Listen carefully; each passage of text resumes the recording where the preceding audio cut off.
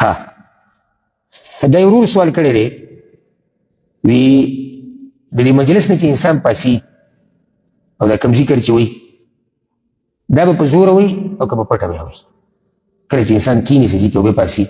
هغه ذکر وایي مشهور ذکر موږ درسونو کې څو ځایونو کې بیان کړی دا به دی په پټه وایي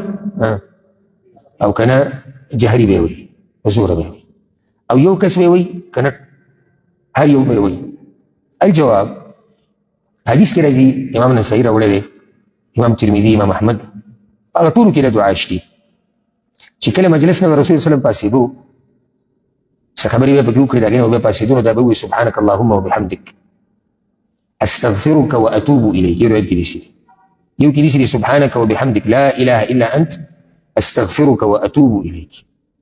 بل روایت کې داسې معمولي فرق دی سبحانک اللهم وبحمدک اشهد ان لا اله الا انت استغفرك واتوب الیک رسول صلی الله علیه وسلم وایي اوس ګوره دې ته که چېرته د ده نه په دې مجلس کې او په دې بیټک کې ګډې وړې خبرې شوي الا غفر له ما كان في مجلسه ذلك الله به ورته وبخي ها د ده نه څه نه دي شوي څه ګډې وړې څه ته نه دي ویلی شوي په دې مجلس کې نو بیا رسول صلی الله علیه وسلم وایي من قال خيرا ختم له طابع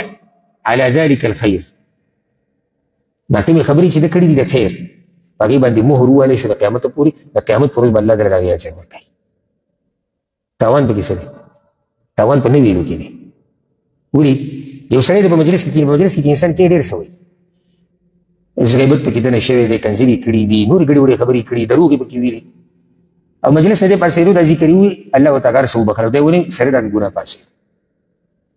یو خو د دې ډېر اهتمام کوي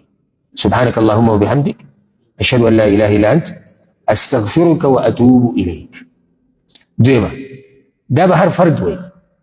دا حدیث نه دی چې د سلام په شان لکه کله چې موږ یو مجلس ته ننوځو او السلام علیکم ووایو یو پکې وایي وعلیکم السلام دا کافي دی که نه دی کافي دی داسې د سلام مسله نه ده دلته د هر انسان خپله مسله ده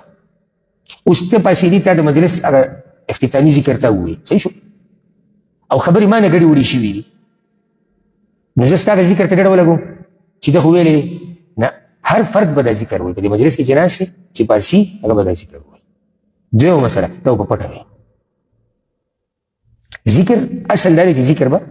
په پټه کې ذکر دعاګانې لیکن اصل دا دی چې دا په پټه کې څومره پټي دا ښه ده خو که سړی کله په دې باندې په زوره ووایي چې د ملګرو ته رایاده شي بیا به کې څه حرج نشته دا ښه طریقه ده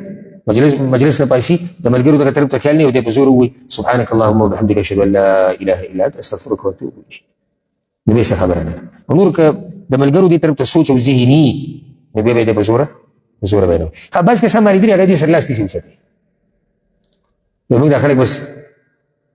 که دعا ولا به ورځي نه ذکر به ورته خو د لاس ولازم اوچتوي نو کله چې څوک ځان لري چې سبحانک اللهم وبحمدک په زور وایي دا نور ورسره لاس اوچتوي هسې ټول دعا نه غواړي دا د هغه خپل ذکر دی